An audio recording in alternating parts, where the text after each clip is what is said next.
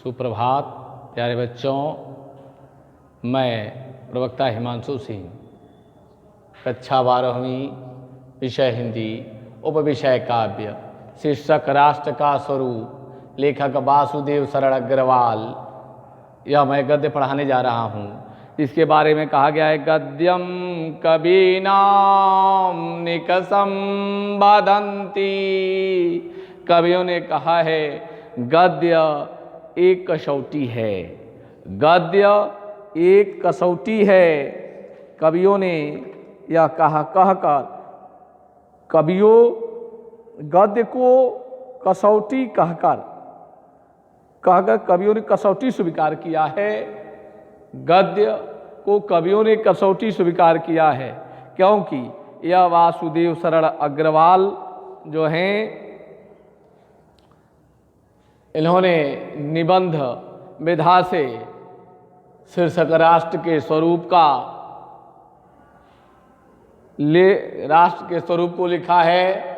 लेखक वासुदेव शरण अग्रवाल जो हैं, बेटा आप चाहेंगे कि जिसके गद्य को हम पढ़ रहे हैं, जिस निबंध को हम पढ़ रहे हैं, और उस निबंध के लेखक का संक्षिप्त परिचय को जान लीजिए। मैं आपको बताने जा रहा हूँ। लेखक वासुदेव शरण अग्रवाल, जन्म 1904, जन्म स्थान खेड़ा ग्राम मेरठ उत्तर प्रदेश। प्रारंभिक शिक्षा लखनऊ में प्रारंभिक शिक्षा लखनऊ में हुई और काशी हिंदू विश्वविद्यालय से में और लखनऊ विश्वविद्यालय से पीएचडी की उपाधि इन्होंने प्राप्त की। कार्य क्षेत्र इनका अध्यापक एवं लेखक रहे। रचनाएं पृथ्वीपुत्र, कल्पलता, राष्ट्र का स्वरूप, माता भूमि आदि। इस मूर्धन्य विद्वान वासुदेव शरण अग्रवाल की मृत्यु सन 1966 ईस्वी में हुई। यह जो है आपको राष्ट्र के स्वरूप नामक शीर्षक पढ़ने हैं, जो इनका प्रमुख निबंध है, जिसमें कहा है कि भूमि और भूमि पर बसने वाले जन और जन की संस्कृति, इन तीनों को सम्मिलित से ही राष्ट्र के स्वरूप का निर्माण होता है। सही बात है, क्योंकि यह भूमि जो है, यह माता पृथ्वी जो है, यह देवों के द्वारा उत्पन्न हुई। देवों ने इनका निर्माण किया और वह अनंत काल से यह पृथ्वी है। और जब पृथ्वी का आविर्भाव हुआ तो हमें सचेत होना हमारा आवश्यक कर्तव्य है। भूमि का पार्थिव स्वरूप के प्रति हम जितने अधिक जागरूक होंगे, उतनी हमारी राष्ट्रीयता बलवती होगी, क्योंकि हम जो जागरूक रहेंगे तब हमारी राष्ट्रीयता बलवती होगी। यह पृथ्वी सच्चे अर्थों में समस्त राष्ट्रीय विचारक धाराओं की जननी है। जो राष्ट्रीयता पृथ्वी के साथ नहीं जुड़ी, वह निर्मूल होती है, वह बिना मूल की होती है। जो पृथ्वी के साथ नहीं जुड़ा, उसमें राष्ट्रीयता का भाव नहीं होता है, क्योंकि वह उसकी राष्ट्रीयता निर्मूल होती है। राष्ट्रीयता के जड़ से पृथ्वी में जितनी गहरी होती है, उतना ही राष्ट्रीय भावों का अंकुर पल्लवित व पुष्पित हमारे में होता है। क्योंकि हम इस माता पृथ्वी से प्रेम करें, क्योंकि भगवान श्री राम ने भी कहा है कि जननी जन्म भूमिश्च स्वर्गादपि गरीयसी। कहा, हे लक्ष्मण, अपि स्वर्णमयी लंका न मे लक्ष्मण रोचते, जननी जन्म भूमिश्च स्वर्गादपि गरीयसी। हे लक्ष्मण, यह सोने की लंका हमें अच्छी नहीं लगती है। हमारी माता और हमारी मातृभूमि ही हम सबसे प्रिय है, क्योंकि भगवान श्री राम ने स्वयं कहा है कि यह मातृभूमि और माता वह सबसे प्रिय होती है। ये पृथ्वी माता हमारी माता है, क्योंकि हम इसी पर जन्म लेते हैं, इसी पर अपना कर्म करते हैं। तो जो है कहा गया है कि सब देशों से न्यारा है प्यारा देश हमारा देश, जहाँ राम ने जन्म लिया, जहाँ कृष्ण ने दरस दिया, अवतारों का जन्मस्थल हमारा देश प्यारा देश, जिस पर पलकर बड़े हुए नन्ही से भी बढ़कर हैं, जिस पर हम पले बढ़े हैं, इस माता पृथ्वी। इसीलिए यह लेखक वादेश्वर अग्रवाल जी ने कहा है कि भूमि का होना अति आवश्यक है, क्योंकि भूमि नहीं होगी तो मानव नहीं होगा, और मानव नहीं होगा तो संस्कृति नहीं होगी। इसलिए भूमि का होना भूमि अति आवश्यक है। और जो है भूमि होगी तो वनस्पतियां होंगी, पेड़ पौधे होंगे, पहाड़ होंगे, आदि औषधियां हमें प्राप्त करेंगी। सूर्य का धूप इस पर चिलकता हुआ आएगा और वर्षा की पानी जो है भूमि को उपजाऊ बनाएगी,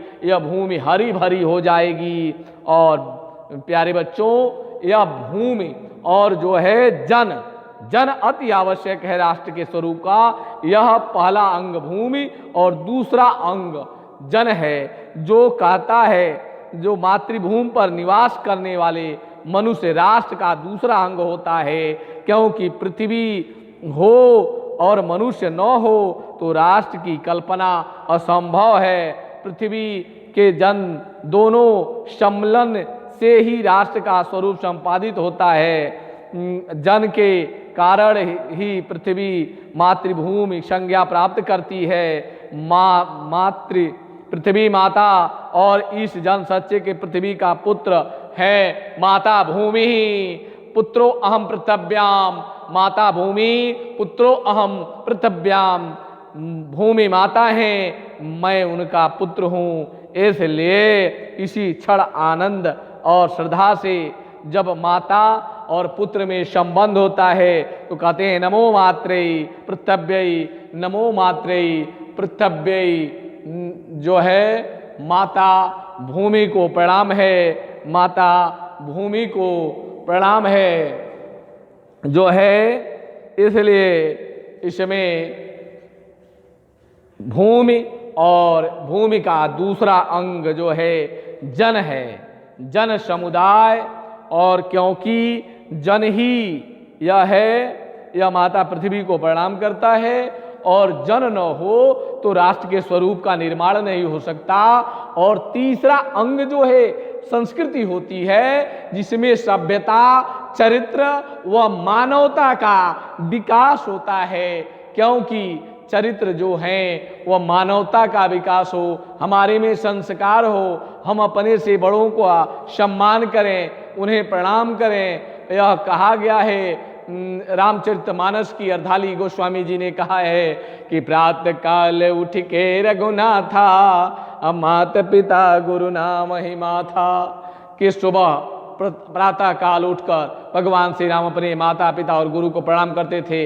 यह हमारी संस्कृति है, यह हमारी सभ्यता है, यह हमारे विचार हैं, हमारी संस्कृति रही है कि जो है परोपकाराय फलंति वृक्षा, परोपकाराय वहंति नद्य, परोपकाराय दुहंति गाव, परोपकाराय इदम शरीरम। परोपकार करना हमारी संस्कृति रही है। दया, सत्य, धर्म के मार्ग पर चलना, सत्य बोलना, यह हमारी संस्कृति रही है। हमारे में उस संस्कृति और चरित्र का निर्माण होना, जो हमारे पूर्वजों के द्वारा की गई हमारी परंपराएं, हमारी सभ्यता, हमारी संस्कृति, उसको हम जो है अपने निरंतर उसके उत्तराधिकारी होते जाएं और जो है उनका अनुसरण करें। क्योंकि पूर्वजों की संस्कृति का अनुसरण करना ही यह हमारे तीनों जो हैं भूमि और जन व संस्कृति मिलकर एक अच्छे नवीन राष्ट्र के स्वरूप का निर्माण होता है। क्योंकि इन्होंने कहा है कि जो है जब भूमि होगी, स्थिर भूभाग होगा, तो जब जन होंगे जन की सृष्टि होगी तो सभ्यता व संस्कृति का विकास होगा। इसी से जो है, इसी जनमानस के होते हुए संस्कृति के विकास होने से हमारे देश में जो है हमारा एक नवीनतम राष्ट्र के स्वरूप का निर्माण होगा। और जो है हम यह मानव उस सारे विस्तार को हम गौरव के साथ धारण करते हैं, उनके तेज को अपनी भावी जीवन में साक्षात देखना चाहते हैं। राष्ट्र का संवर्धन स्वाभाविक प्रकार है, जहां अतीत वर्तमान के लिए भार रूपी नहीं है और जहां भूत वर्तमान का जकड़ नहीं रखना चाहता, जो है वरन अपने उस पुष्ट करते हैं और बढ़ाना चाहता है, जिसमें यह संस्कृति, सभ्यता और चरित्र जो हैं यह निर्माण करते हैं।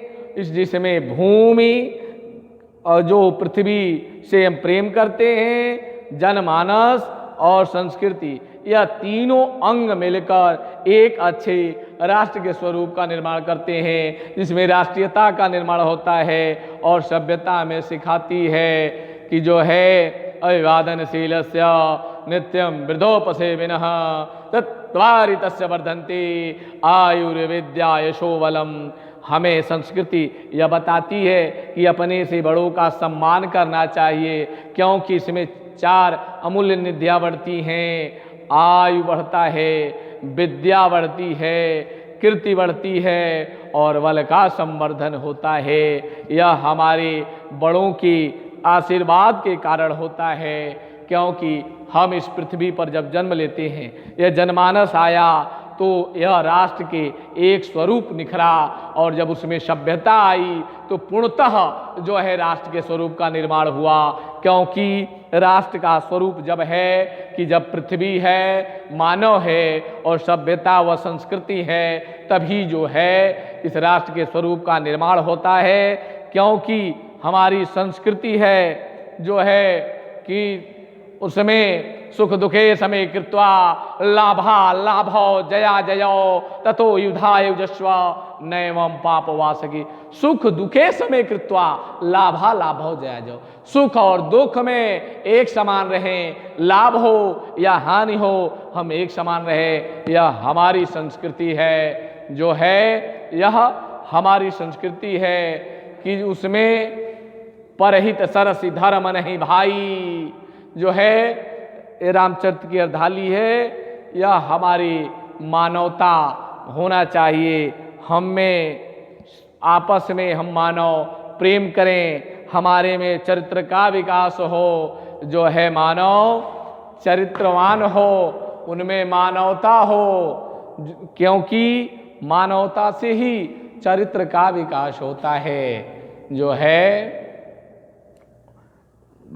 उसमें देखिए जैसे जंगल के वृक्ष हैं, जंगल में जिस प्रकार वृक्ष और वृक्ष पर लताएं वो वनस्पतियां अपने भाव से उठते पारस्परिक सम्मिलित अवरोधी स्थिति को प्राप्त करते हैं, वैसे ही हमें अपने पूर्वजों से जो है साहित्य, कला, नृत्य, आमोद प्रमोद के रूपों में राष्ट्रीय जन अपने मानसिक भावों में प्रकट करते हैं। क्योंकि हम गांवों के जंगलों में स्वच्छंद जन्म लेने वाले लोक गीतों के, जैसे हमारे यहाँ पारंपरिक लोकगीत होता है, होरी है, चैता है, कजरी है, यह जो पारंपरिक लोक गीत होते हैं, क्योंकि जब बसंत ऋतु का आगमन होता है, बसंत ऋतु का आगमन होता है तो उसमें लोक गीत प्रचलित हैं। हम अपने मानव, अपने संस्कृति और इस भूमि